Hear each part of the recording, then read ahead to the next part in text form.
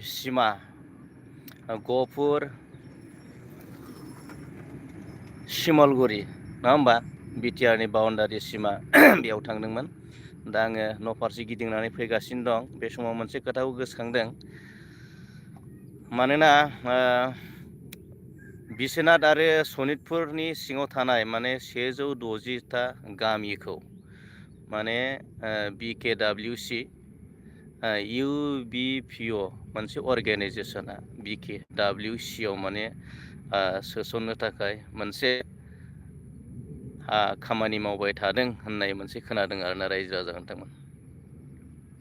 थ' बेयाव दा जोंनि मानसिफोरा माने ओरैबायदि माने जोंनि जिथुनाखि नैबे बिश्वनाथ आरो सनितपुर बियो अलरेडि माने बिटिआरआव हाबनायनि मोनसे प्रसेसआव दंखायो आरोना एकदम प्रसेसआव दंखायो बेयो माने बे कमप्लिट जायागौ माने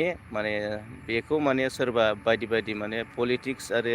राजनिथि खालामनानै बबावबा सोसननो बबावबा लांनो बिदि खालामनाया खोब दुखुनांथावना। आरो मोनसे खोथा रायजो राजा नोंथांमोन माने जेसेबां हायो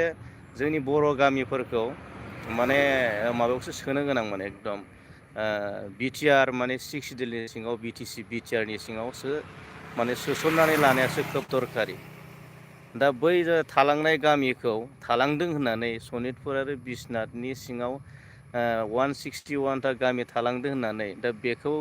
बबेबा BKWC आव सोगोन माने गाहायावसो सोना दोनहैगोन बे नङा आरोना माने एकदम गोजौ लेभेलावसो सोनांगौ माने गोजौआव सोनांगौ। जोङो दिनै हायोबाथ' जोङो माने बड'लेण्ड नङा होमबा बड'लेण्ड सेपारेट स्टेटनि खोथाखौ साननांगौ आरो सेपारेट स्टेटनि सानै दिनै जोङो BSc BTC बिटिआर मोनबाय आरो जेसे हायो माने जोंनि गामिखौ ओरै मा शिमलगुरि मा गहपुर बाउन्डारि हायोबा ओरै लखिमपुर माने धेमाजियालागै माने BTC आव सोनायनिसो माने हाबाफारि माने माखासे खामानिफोरखौ मावनांगौ आरोना रायजो राजा नोंथांमोन। थ' जोबोद दुखुनांथावना बे आयदानि सायावनो बे एजेन्डानि सायावनो दुलाराय बर' फरायसा एबसुआबो माखासे बाथ्रा बुंदों खावलायदों जाहाथे UBPOआ जिथुनाखि जि प्रपजेल जि थांखि लादों जि इनिसियेटिभ लादों माने बेखौ उथायनानै लानो थाखाय बिथांमोना खावलायदों जाहाथे जेब्लासिम माने सनितपुर आरो बिश्वनाथनि जि गामिफोरा माने कमप्लिटलि माने बिटिआरआव सोसनजाया नङा होमबा हाबजोबा अब्लासिम माने बेखौ रावबो माने पलिटिक्स खालामनो नाङा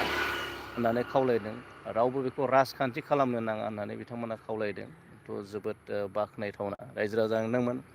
जोङो माखासे इसुफोरखौ लानानै जोंनि मानसिफोरा गावजों गावनो माखासे पलिटिक्स खालामनायखौ जोङो नुनो मोनो। थ' बेफोरबायदि मोजां नङा जेसे हायो जोंनि गामिफोरखौ माने 6 सिडिउलनि सिङाव सोनानै लानाया जोबोद माने गोनांथार आरोना। थ' जोङो एसे ट्राइबेल जों बर' हारि हिसाबै 6 सिडिउल BTC बिटिआर मोननाय हिसाबै जोङो माने बारा गाहायाव माने थांनो गोनां गैया आरो जाय सरकारा आसाम सरकार सेन्ट्रेल सरकारा जिथुनाखि सनितपुर आरो बिश्वनाथ बे मोननै जिल्लाखौ जिथुनाखि सोनो थाखाय जि प्रसेसआव दङ आरो माखासे गामिया हाबबाय आरो इलेक्सन भटबो होनो मोनबाय नङा होमबा रायजो राजानोमोन आरो आद्रा थालांनाय जिथुनाखि खामानि आद्रा थालांनाय गामि बे गामिफोरखौबो बे सोसनजोबनांगौ नैबेसो माने माखासे जोंनि अर्गानाइजेसन जोंनि आफादफोरनि माखासे खामानि आरो थ' बेखौ खावलायबाय जाहाथे जोंनि मानसिफ्रा गोजौआव थांनो नागिरनायखौ गोजौ लेभेलाव थांनो नागिरनायखौ जाहाथे गाहाय लेभेलाव माने आरो बोख्लायनो नाजाया बोखानानै बबावबा BKWC आव लांनो नाजाया। थ' हायोब्लाथ' माने BKWC निफ्राय